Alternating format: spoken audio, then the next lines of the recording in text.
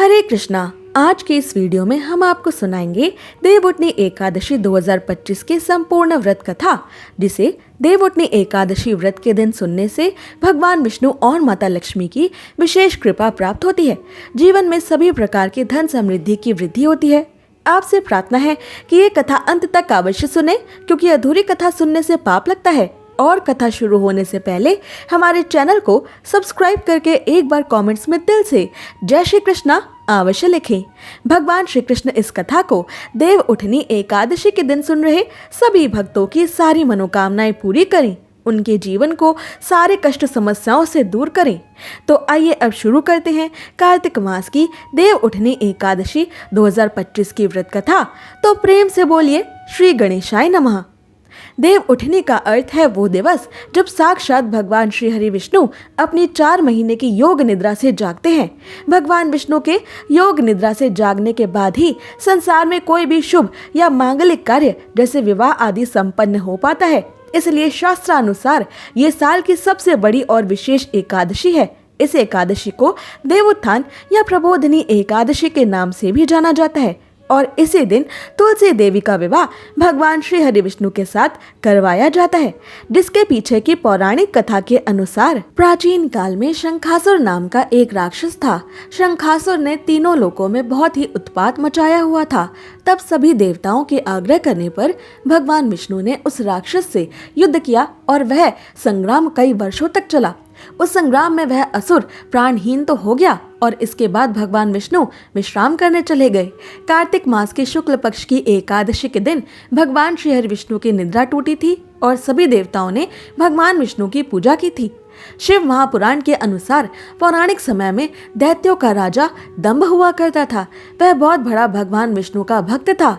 कई सालों तक उसके यहाँ संतान नहीं होने के कारण उसने शुक्राचार्य को अपना गुरु बनाकर उनसे श्री कृष्ण का मंत्र प्राप्त किया था। यह मंत्र प्राप्त करके उसने पुष्कर सरोवर में घोर तपस्या की। भगवान विष्णु उसकी तपस्या से प्रसन्न हुए और उसे संतान प्राप्ति का वरदान दे दिया।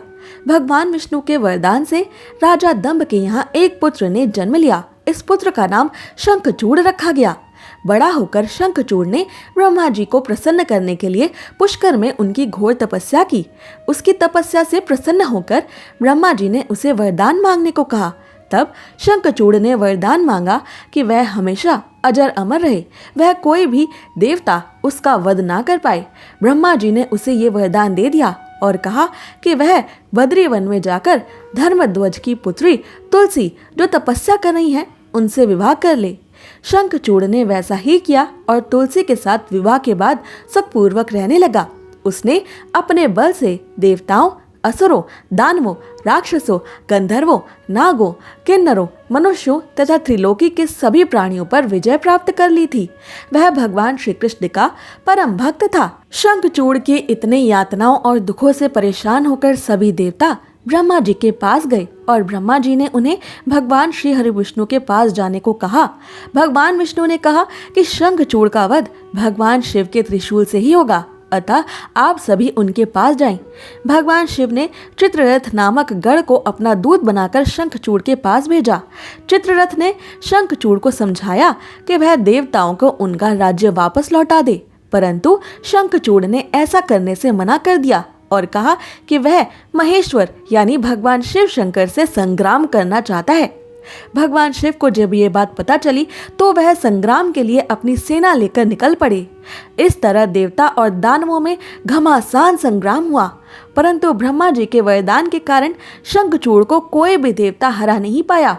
भगवान शिव ने शंखचूड़ का वध करने के लिए जैसे ही अपना त्रिशूल उठाया, तभी आकाशवाणी हुई कि जब तक शंखचूड़ के हाथ में श्री हरि का कवच है और इसकी पत्नी यानी वृंदा देवी सतीत्व के साथ जीवित है, उनका सतीत्व अखंडित है, तब तक शंखचूड़ का वध असंभव है।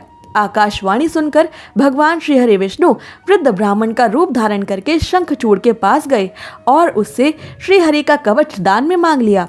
शंखचूड़ ने ये कवच बिना किसी संकोच के दान में दे दिया। इसके बाद भगवान विष्णु शंखचूड़ का ही रूप बनाकर उसकी पतिव्रता पत्नी तुलसी वृंदा देवी के पास पहुंच गए। शंखचूड़ रूपी भगवान विष्णु ने तुलसी के महल के द्वार पर जाकर अपनी विजय होने की सूचना दी।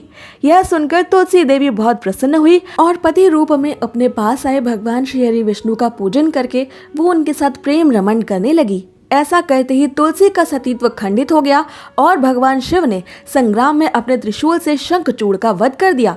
तब तुलसी को पता चला कि वे उनके पति नहीं हैं, बल्कि वे तो भगवान विष्णु हैं। तब तुलसी देवी ने क्रोध में आकर कहा कि आपने छल पूर्वक मेरा धर्म भ्रष्ट किया है और मेरे पति का अंत किया है। अतः मैं आपको श्राप देती हूँ कि आप पाषाण होकर धरती पर रहें। तब भगवान श्री हरि विष्णु ने कहा, देवी, तुम मेरे लिए भारतवर्ष में रहकर बहुत दिनों तक तपस्या कर चुकी हो। तुम्हारा यह शरीर नदी रूप में बदलकर गंडकी नामक नदी के रूप में प्रसिद्ध होगा। तुम पुष्पों में श्रेष्ठ तुलसी का वृक्ष बन जाओगी और सदा मेरे साथ रहोगी। तुम्हारे श्राप को सत्य करने के लिए मैं पाषाण शालिग्राम का स्वरूप धारण करूंगा। गंडकी नदी के तट पर मेरा वास होगा। देव प्रबोधिनी एकादशी के दिन भगवान शालिग्राम व तुलसी देवी का विवाह संपन्न कर मांगलिक कार्यों का प्रारंभ किया जाता है। हिंदू धर्म मान्यताओं के अनुसार इस दिन तुलसी शालिग्राम का विवाह तभी से किया जाता है और इस दिन तुलसी शालिग्राम का विवाह करने वालों को अपार पुण्यों की प्राप्ति होती है। देवउठनी एकादशी की दूसरी कथा के अनुसार एक राजा के राज्य में सभी लोग एकादशी का व्रत रखते थे। प्रजा तथा नौकर चाकरों से लेकर पशुओं तक को एकादशी के दिन अन्न नहीं दिया जाता था। एक दिन किसी दूसरे राज्य का एक व्यक्ति राजा के पास आकर बोला, महाराज, कृपा करके मुझे नौकरी पर रख लें। तब राजा ने उसके सामने एक शर्त रखी कि ठीक है, रख लेते हैं, किंतु रोज तुम्हें खाने को सब कुछ मिलेगा पर एकादशी को अन्न नहीं मिलेगा। उस व्यक्ति ने उस समय हाँ कर ली, पर एकादशी के दिन जब उसे फलाहार का सामान दिया गया तो वह राजा के सामने जाकर गिड़गिड़ाने लगा कि महाराज, इससे मेरा पेट नहीं भरेगा, मैं भूखा ही प्राण त्याग दूंगा, मुझे अन्न दे दो। राजा ने उसे शर्त की बात याद दिलाई, पर वह अन्न छोड़ने को राजी नहीं हुआ। तब राजा ने उसे आटा दाल चावल दिए। वह नित्य की तरह नदी पर पहुंचा और स्नान करके भोजन पकाने लगा। जब भोजन बन गया तो वह भगवान को बुलाने लगा, आओ भगवान, भोजन तैयार है। उसके बुलाने पर पीताम्बर धारण किए भगवान चतुर्भुज श्री हरि विष्णु आ गए तथा प्रेम से उसके साथ भोजन करने लगे। भोजन करके भगवान अंतर ध्यान हो गए तथा वह भी अपने काम पर चला गया। 15 दिन बाद अगली एकादशी को वह राजा से कहने लगा कि महाराज, मुझे दुगना सामान दीजिए, उस दिन तो मैं भूखा ही रह गया था। राजा ने कारण पूछा तो उसने बताया कि हमारे साथ भगवान भी खाते हैं, इसलिए हम दोनों के लिए ये सामान पूरा नहीं होता। ये सुनकर राजा को बड़ा आश्चर्य हुआ। वह बोला, मैं नहीं मान सकता कि भगवान तुम्हारे साथ खाते हैं। मैं तो इतना व्रत रखता हूँ, पूजा करता हूँ, पर भगवान ने मुझे कभी दर्शन नहीं दिए। राजा की बात सुनकर वह बोला, महाराज, यदि विश्वास ना हो तो साथ चलकर देख लें। राजा एक पेड़ के पीछे छिपकर बैठ गया। उस व्यक्ति ने भोजन बनाया तथा भगवान को शाम तक पुकारता रहा, परंतु भगवान न आए। अंत में उसने कहा, हे भगवान, यदि आप नहीं आए तो मैं नदी में कूदकर प्राण त्याग दूंगा। लेकिन भगवान नहीं आए। तब वह प्राण त्यागने के उद्देश्य से नदी की तरफ बढ़ा। प्राण त्यागने का उसका दृढ़ इरादा जानकर शीघ्र ही भगवान उसके सामने प्रकट होकर उसे रोक लेते हैं और उसके साथ बैठकर भोजन करने लगते हैं। खा पीकर वे उसे अपने विमान पर बिठाकर अपने धाम ले गए। ये देखकर राजा ने सोचा कि व्रत उपवास करने से तब तक कोई फायदा नहीं होता जब तक मन शुद्ध ना हो। इससे राजा को ज्ञान मिला। वह भी मन से व्रत उपवास करने लगा और अंत में वैकुंठ लोक को प्राप्त हुआ।